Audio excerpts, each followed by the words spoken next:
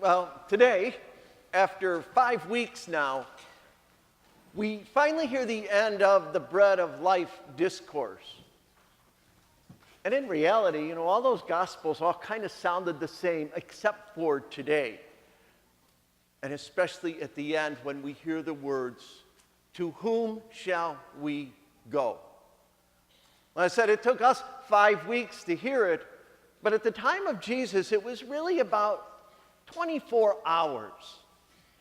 And it started at the miracle of the loaves and fish and ended here with people walking away because it was just too hard.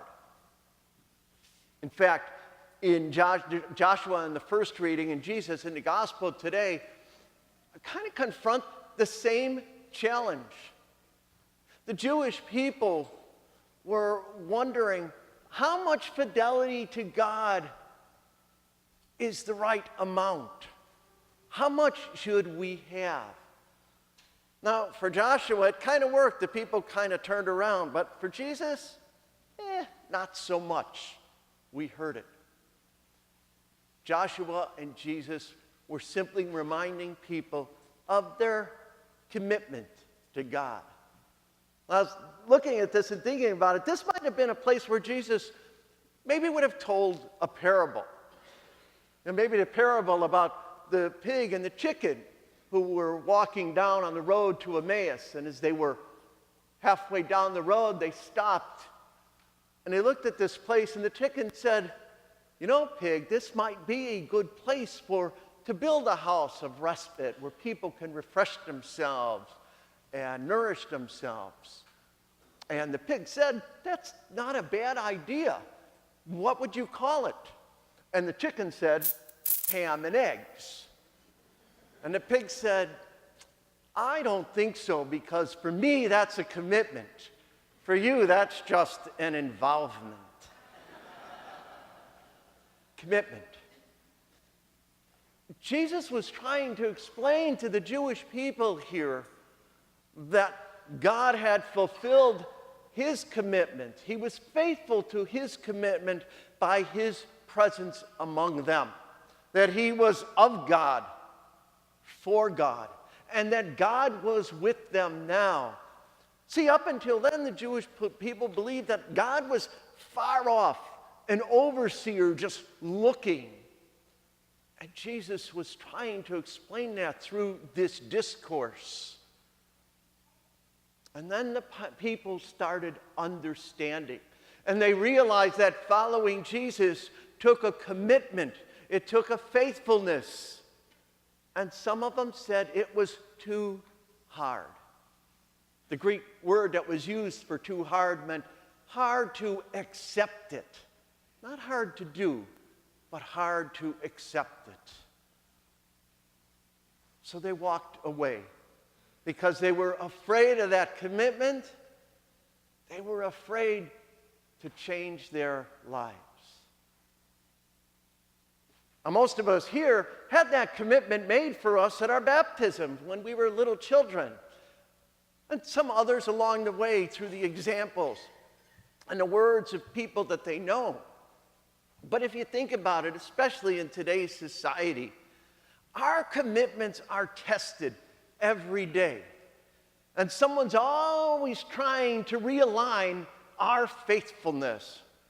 Right? What shampoo to use, what fast food place to shop at, what vegetable to eat, what car to buy, what insurance to use, what political party to support.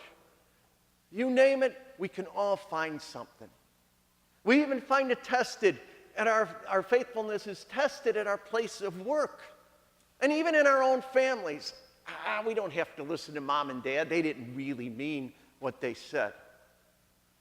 Now, naturally, many of those decisions we make have no real consequences of them, and they don't really matter. But there are times that they are very challenging, and they can change our lives.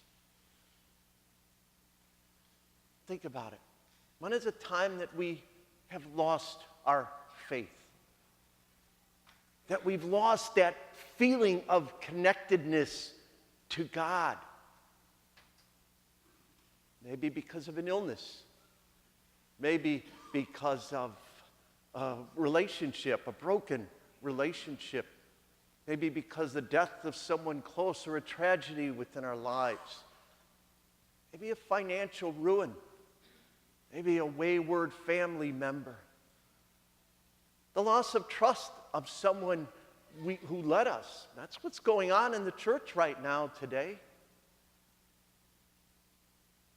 When have we lost that faithfulness? I remember many years back now when we were relocating to Clearwater from the Chicago area. My best friend came to me and said, well, now you can give up all that church stuff. And I was kind of dumbfounded. I'm thinking, what kind of message did I give them that they thought it was stuff? And then I thought, if I do come down, who would know the difference?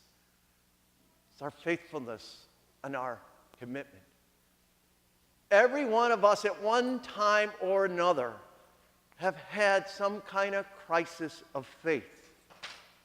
Every one of us at one time or another have had the opportunity to ask the question, to whom should we go?